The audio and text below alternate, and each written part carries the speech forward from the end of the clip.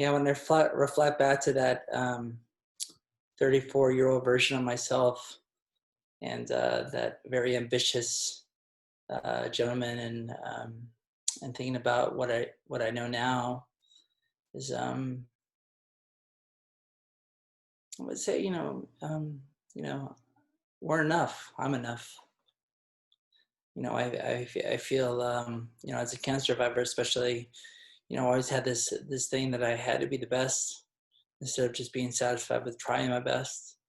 And also I was raised to be an individual and to stand out. Race to the top. That's kind of where we're conditioned. But to understand that, although I'm one person, it's for the togetherness. It's the we, it's the us that really makes this life so special. Is that it takes a village to raise a child, as they say, and it takes an army to really survive cancer. It's just those that are praying for you, and those doctors and the nurses and your caretakers and your children. It takes everybody, all hands on deck, to take care of you. And so if everybody's taking care of just one person, that kind of puts us in a position, not even a responsibility, but just a wonderful opportunity for us to take care of each other. I deeply have learned over this time that we truly belong to each other. And Ram Dass says, we're all walking each other home.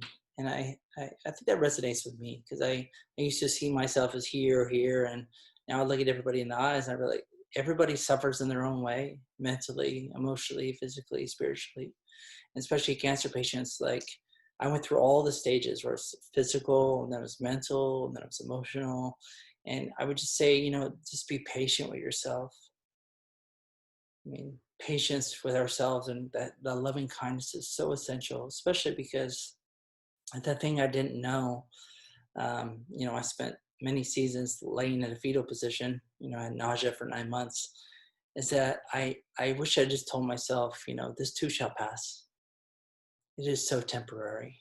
It's so temporary. When you're in it, you can't see it when you're in the fire. But the whole point is you just got to keep showing up, take your breath by breath, and trust that you're meant to be here. And especially when you become a survivor, I was broken for 4 or 5 years. I just felt like a broken person. That it takes time to put that back together. And I think part of the healing begins when you start to see that you can seal every experience with gratitude.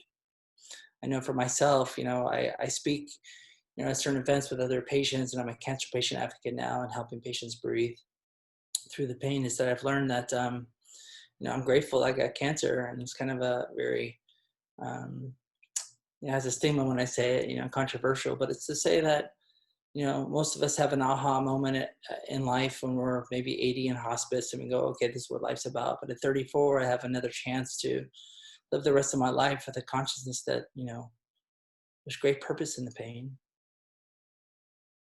There's beauty in the brokenness if we just learn to sit in it and understand that this cancer, this illness, is part of your journey.